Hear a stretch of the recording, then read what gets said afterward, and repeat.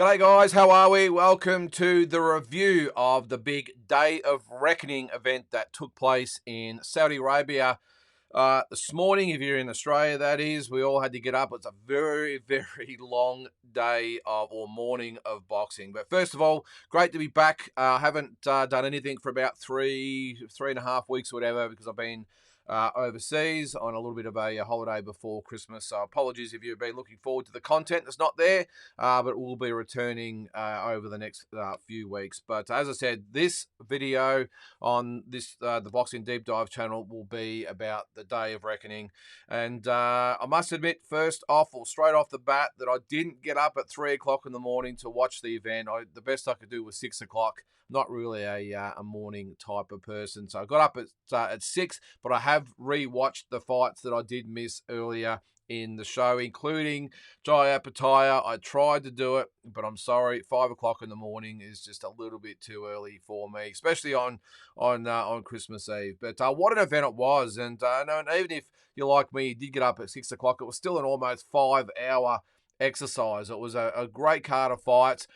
Not quite sure it measured up to the billing. It was a lot of people saying that the biggest card of all time. I never thought that was the case, and I think it backed it up by the fights themselves. A couple of really good fights on there, of course, but I think the A side of the event was really good. The B side left a little bit to be desired, and that's why I took it with a bit of grain of salt, saying it was the biggest show of all time. Because if you're of my age and you go back to the big shows 20, 30, 40 years ago, even with the Don Kings and that of the world, there were some great events that featured some great fighters. And but look, it's all arguable, isn't it? So it's all opinion. But for me, look, I love the concept. 2 days before Christmas. Eddie Hearn, Matchroom Boxing, giving us a great event, giving us that really good full list of fights, and there was quite a few of these fights that could have been main events with just by themselves. So the fact that Anthony Joshua, of course, he is the big one for Eddie Hearn. He headlined, of course, with the win over Otto Wallen. We'll get into that. We'll start off just with a quick recap of the earlier fights. Frank Sanchez with a 7th round stoppage or knockout of Junior Fa. Junior Fa, the last time I think I saw him was, I think he's fought a couple of times since, but he was knocked out by the Big Daddy, Lucas Brown, on the Kambosos Haney undercard. And so, look, he stepped up in his fight. He dropped to 20-3 with a knockout. Frank Sanchez improved to 24-0. And a good performance from Sanchez. I'm not quite sure where Junior Fa goes. I think it sort of showed that he's that fringe type of opponent. Never really, I don't think, going to be right amongst it as far as those elite heavyweights goes. Sanchez, on the other hand, could quite possibly be right amongst it for sure. But Junior Fa, I think it just showed that maybe he's just that rung or two below the top level. But either way, look, you've got to give full respect to him for going over there and putting it all on the line. And as I said, he dropped to 20-3. Sanchez 24-0. The other one on the card. Now, this featured an Aussie that I wasn't really aware of, to be honest. He's from Perth, Mark de More, I think they pronounce it. He's based in the States. He was knocked out badly by Filip Grovic. Grovic, we all remember stopping another Australian, Dempsey McKeon. He moved to 17-0. De More 40, or De More, I'm not quite sure. The announcer sort of took it in terms of announcing it sort of in different ways. At the end of the day, it only lasted one round anyway. So he was 41-3. So interesting, though, this is his 46th fight, and I've never really heard of him before. Grovic, of course, at 17-0. I think he'll be right in the mix of those big fights, I think, in 2024. Even after the Joshua fight, there was talk that he might be next for AJ. We'll see. There's a lot of moving parts in the heavyweight division at the moment. Of course, we've got Tyson Fury and Usyk in mid-February, so that'll play out a lot. Who knows, we might get Fury Joshua next. So I doubt we're going to get Usyk Joshua 3, but look, you never know. But Grovic just doing everything he had to do to get or be in that position to fight the likes of Joshua and Fury and all these types of guys. Look, just a big knockout. Pretty hard to take much out of it, but look, end of the day, he's keeping busy. And that's really all you got to do. You just got to keep winning, and that's all he's doing at the moment. And as I said, he'll be well in line for some big fights in 2024. In the big upset on the card, or the first of a couple on the card, was Ajit Kabayel. With a fourth round stoppage of the highly credentialed Russian Arslanbek Makhmudov. And you can probably tell before the fight that Makhmudov was pretty confident about things. Kabayel, who, in my opinion, had a striking resemblance to Justice Hoodie. Maybe it's just me, but looking at it, I thought, geez, that looks exactly like Justice Hoodie. But fought really well. Those body punches just chopped the big Russian down. He moved to 24-0, did Kabayel. Makhmudov dropped to 18-1. And look, I'm not quite sure where he goes. I think it was blatantly obvious that Kabayel had been brought in as the B-side. This was a showcase fight for Makhmudov, but he was as outclassed badly by Kabayel and just, as I said, chopped down by those body shots. I'd seen him fight before and was a little bit hesitant. The opposition hadn't been great, so I was sort of intrigued to see what he might produce against Kabayel, who hasn't got the greatest resume, good record, 24-0, but just was probably the best of the bunch he'd fought so far, and he made him look very, very, very average. And I think it's a bit obvious that Makhmudov is not really cut from that top 10 to 15 cloth. And who knows where he goes, but exposed badly by Kabayel, and who knows where he goes now. Small heavyweight, I will say, or maybe it's just Makhmudov was a big heavyweight. But the doors are going to open for him. I'm sure he'll get another opportunity on a Matchroom card. And good luck to him. He come all the way from Germany and put on a stellar performance on the undercard to really put himself out there. So congratulations to him. Then we move on to the main fight to the card. And of course, it all started with our man, the Aussie Jai Opetaia, moving to 24-0 with I don't know how to describe it, to be honest, a devastating first round knockout of Englishman Ellis Zorro. And he's a killer. He is a killer, is Jai Opetaia. Don't let that the smile for you and the nice, clean, stand-up boxing type of style. He gets you hurt, he's going to get you out of there. Well, he didn't even have an opportunity to get Ellis Zorro hurt. It was pretty much a one-punch shot. Now, I know it's a little bit hard to take a lot out of the fight because Zorro, look, he had a 17-0 record, now it's 17-1. But hadn't really fought anyone a note. Jai Opetaia was strictly a keep busy showcase type of fight, so I'm sure he'll be the first to admit that. But and he moved to 24-0. The biggest tragedy of the whole thing, of course, is what's been spoken about for the last week or two, is he was stripped of the IBF title. I don't get it. I can't believe that you would be stripped of a title purely for trying to keep busy. Now, in this day and age where these elite fighters fight once, maybe twice a year, to be penalised and stripped of a world title that you literally put your life on the line to win. It just doesn't make sense, especially when other world champions are fighting, as I said, once a year, once every 2 years, and are keeping their belts. It's just ridiculous, especially in this case. Now, we'll get my 2 cents out there because everyone else has, so I must have. I may as well. But the fact that Marius Briedis, who he's been stripped because he didn't fight next, wasn't in a position to fight yet until March or April, I think it is, and he was all for letting Jai Opetaia take this fight. I cannot explain the logic of why the IBF would strip probably one of the best champions they have in the stable, why they would take that off him and now allow Briedis to fight for the vacant title when, as I said, he wasn't actually ready to fight. This was strictly a tune-up fight for Jai. And in this day and age where these elite fighters fight so rarely, to have someone like Jai Opetaia who wants to fight regularly and get on the big stage, I actually applaud Jai Opetaia, to be honest, for saying, and his management, for saying, you know what, stick your belt. I'm still the best cruiserweight in the world. I'm still the Ring Magazine world champion. Now, no, it's not an official belt, but to all us die-hard boxing fans, it is the belt to hold. And end of the day, it's called prize fighting. Jai Opetaia, I think he got $500 US for the fight, which I think it's about $670, $680 Australian dollar. That's a lot of money, and there'll be a couple of other fights to follow this next year. So I 100% support Jai Opetaia, telling the IBF to stick the belt, and I think the IBF are going to regret letting Jai Opetaia go. I think Jai will win another version of the belt. And look, to be honest with you, just off the cuff, I wouldn't be that upset if Jai just said, let's forget the cruiserweight division entirely and let's just go up to heavyweight. That's where the big fights are. And I still think, bar 2 or 3 of the top heavyweights, I'd back him to beat almost all the others, to be honest. You could probably, with Fury, Joshua, Usyk, they're probably obviously the big 3. Maybe Joseph Parker now. But maybe he just says, look, because let's face it, I don't think the other cruiserweights want to fight Jai Opetaia. Breedis, of course, will probably take the IBF belt. I don't think Jai will want to fight for that belt again, so I doubt we'll see the rematch.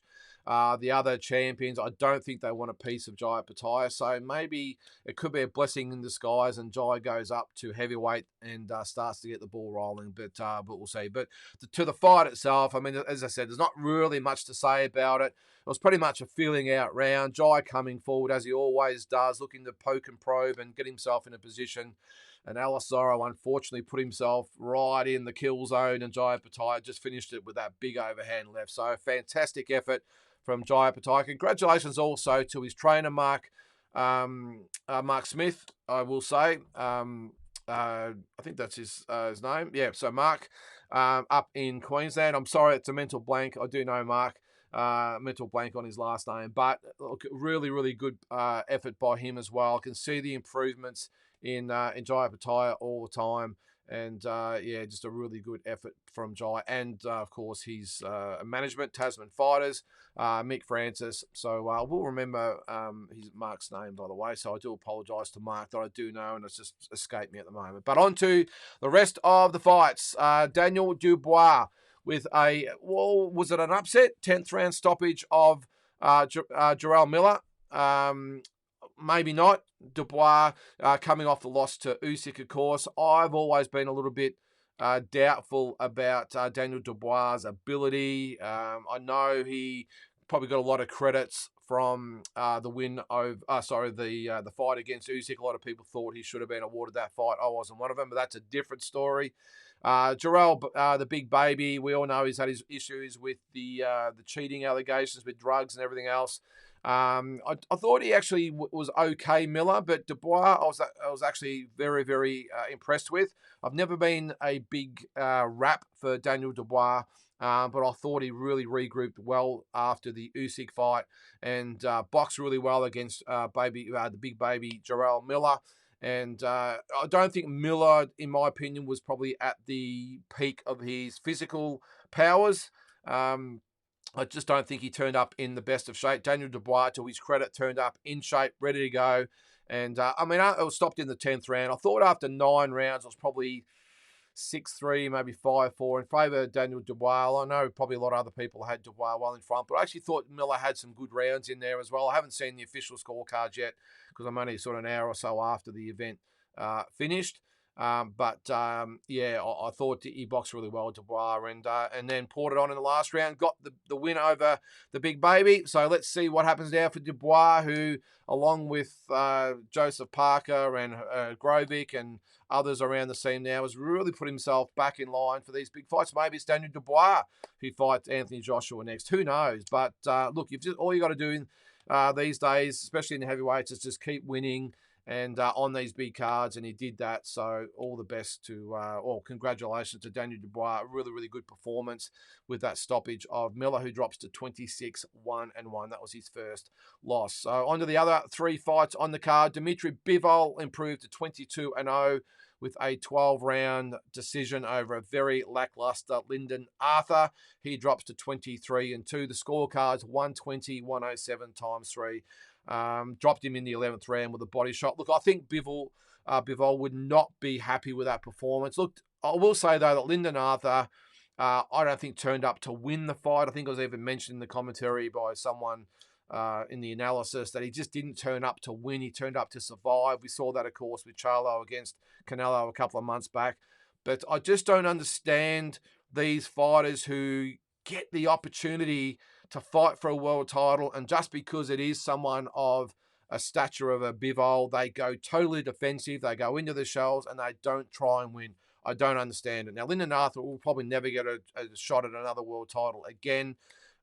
It's probably just like Charlo will never get a shot at a big fight again. He might get a shot at well, he still is the super welterweight champion, of course, at 154. But now he's probably going to lose out on the Crawford fight and a few of the others. So, but Lyndon Arthur, I don't think he'll get another crack. And yeah, as I said, I just don't understand when you come up against an elite fighter like Bivol when you just go into survival mode. And Bivol, as I said, would not be impressed. He tried to push the fight. He tried to get Arthur out of there, but it's very hard when the opponent is purely intent on moving and clinching and just, as I said, surviving. So I think for Bivol, we'll just put this one out the road. I still favour him in a fight over Beterbiev. I can't wait to see him fight Callum Smith. I think it's next month. In fact, it is that next month because Jason Maloney and Rowan Murdoch, of course, on that card as well. And I can't wait to see what happens in that fight. And let's hope we get Bivol and Beterbiev later in the year because my money's on Bivol, but also a big fan of Beterbiev. So, so we'll see what happens in 2024 with that one. But a good overall performance from Bivol. Just did what he had to do. And as I said, very hard to get the job done when your opponent doesn't want to fight. So, on to the co-main event of the evening, and what an upset it was. Well, for me, it wasn't an upset. I actually picked Joseph Parker to win, but I know to the general boxing world, it was a massive upset. Deontay Wilder was supposed to use the Parker fight to set up an Anthony Joshua fight for, I think it was March 2024. But Joseph Parker, just a great exhibition of boxing. He moves to 34-3. Wilder dropped to 43-3-1. The scorecards 118, 111, 118, 110, and 120, 108. Now, I thought, well, just going into the fight, I thought that Joseph Parker, if he did pretty much what he did in the fight, box smart, nice and tight, used the jab a lot, set up that overhand right, I thought he could really do the job on Wilder, who I've never been a rap for. I know he's the former WBC champion. I know he made 10 title defenses, but I've never been a rap for him at all. I think he's just been a beneficiary of just fighting just custom-made, easy opponents for him. And when he stepped up and fought, of course, Fury and now Parker, he's been badly exposed for being a very, very limited fighter. Now, again, I'm not going to take anything away from him. He's the former world champion, had 10 defenses, and that's great. But I was actually really happy for Parker because I just thought, especially to beat Wilder, because Wilder's always had this little bit of thing about himself. Of course, he now calls himself Dr. Sleep, and he's been the Bronze Bomber and the Bomb Squad and everything else. And I just think he's had this warped view of himself that he's been always a bit of a killer. But as I said, I just think he's been the most least talented heavyweight champion that I've ever seen, and that's probably saying something. But I just thought that if Parker boxed, as I said, the way he did, he would make Wilder look a little bit ordinary, and especially when Wilder came out and started to try and box Joseph Parker. Now, I could not believe it. I thought I was still asleep, to be honest. You know, Joseph Parker, who's got very, very, very good skills. Of course, he's former WBO champion. I know he's had the loss against Joe Joyce. It was great to see him rebound from that. And I just really applaud him. He's got the new trainer, of course, in Andy Lee. And I just thought he boxed so well. That jab to the body over the top with the right hand. I was really impressed too that when he landed those punches, he went after Wilder. Because Wilder's always just got that right hand. That's pretty much about it. So I was really impressed with the way Parker looked for the right hand, countered the right hand, and really went after Wilder when he had him hurt, who really didn't have any idea or clue, just like in the Fury fight, when he was hurt, of what to do. Now, if you look carefully, he sort of closes his eyes, he puts the arms out, he has no defense whatsoever. I'm surprised that Parker actually didn't get him out of there, to be honest. But I think in the end, Parker knew he was winning the rounds, so pretty much just took the foot off the pedal and just got through the rounds and just won a clear-cut decision. I could not believe also that Deontay Wilder actually thought he won. Now, I think deep down he didn't know. Well, he did know that he'd lost the fight. I think it was everyone in the building and watching on TV could see that. And the scorecards 118, as I said, 111, 118, 110, 120, 108. So clear-cut decision for Parker. I actually might have made an argument for the 10th, I think it was, and maybe the 12th to give to Wilder, but I'm being very, very, very generous here. It was a complete shutout by Joseph Parker, and as I said, totally exposed Deontay Wilder for maybe, just being completely shot now. And I will say though, I'm trying not to be too hard on Wilder. I will say I was impressed with his post-fight interview. I think he did say he won. All fighters say they won, of course. But I was impressed that he said, look, it is what it is. Parker's a good fighter. I'll go back to the drawing board, regroup and go again. Now, is there a drawing board to go back to? That is my worry, I suppose, for Deontay Wilder. This is a very, very one-dimensional guy. He's got one thing, and that's it. It's the right hand. And when that plan A fails, which it did in this fight, there's no plan B, let alone a C and D. He has absolutely nothing, and that's what I worry about with Wilder. Like if he can't land that right hand, what else has he got? Now, he is lucky that there's really no one else, around, apart from probably an AJ. Of course, he's already been in there with Fury. I don't think Usyk's the type of fighter that would fight Wilder. You never know, I suppose, down the track. But I'm just not sure where Deontay Wilder goes now that I think he's been exposed for what he is, and that's a very limited heavyweight who can punch. So I think if you take that away from him, put him on the back foot, make him back up, he really has nothing. And Joseph Parker, again, congratulations to him and his team, his trainer Andy Lee as well, who did a magnificent job with the game plan. And who knows now with Parker, does he get the rematch with Anthony Joshua? Does he maybe? I don't think he'll get Tyson Fury. They are really good friends, of course. So maybe it's Parker and Usyk if Usyk does beat Fury. There's lots of fights out there for him, but I'm just happy for him. He's a great guy. Have met him before. Really, really nice fella, and very humble guy. And all the best to him in that win. So on to the last fight, the Anthony Joshua with the knockout over Otto Wallin. Well, a knockout that was stopped in the corner after the 5th round. Joshua moved to 27-3. Wallin drops to 26-2. And look, I don't really know much to say about the fight, to be honest. It was very lackluster. Joshua looked really, really good. Wallin just turned up for the payday, if you ask me. Did not really engage. Very, very timid. But I think credit to Joshua, who just did what he had to do. I was actually impressed by. He looked a little bit sharper, a little bit more power in his punches as well. He's, of course, I think it's with Ben Davies, is it now? He's actually worked with Tyson Fury, and I think they're actually quite good friends. But again, business is business, I suppose. But yeah, I was impressed with Joshua, but I think he was made to look a hell of a lot better by an opponent who just did not want to engage, did not really want to win the fight, just pity-patted around, and he got the knock on the nose. I think that's what it was stopped for, is the broken nose, which I haven't got a drama with, by the way, as a fighter being stopped in the corner with a broken nose. I mean, you don't want to mess around with that, but it was really more so the whole approach from Wallin. I just don't think he turned up. I don't think he tried to win the fight, and as I said, Joshua looked okay, but I would like to see him in with another decent heavyweight. Maybe, as I said, maybe it is a rematch with Parker. I don't think it's going to be Wilder now, though stranger things have happened. So lots of water to go in the bridge. The main thing is maybe it could be a Daniel Dubois fight again. Who knows? But some good fights out there for Joshua. He, like a Tyson Fury, they are the A side. They determine who they fight, where they fight, and all the rest of it. They dictate all the terms. So he has the luxury of having that in his corner, so he'll pick and choose who he wants to fight. I would hope that if Fury beats Usyk in February, we will see that fight later in 2024. I'm hoping all the stars align and we get that fight, and what a massive fight it would be, not just for English boxing, but for world boxing, for heavyweight boxing.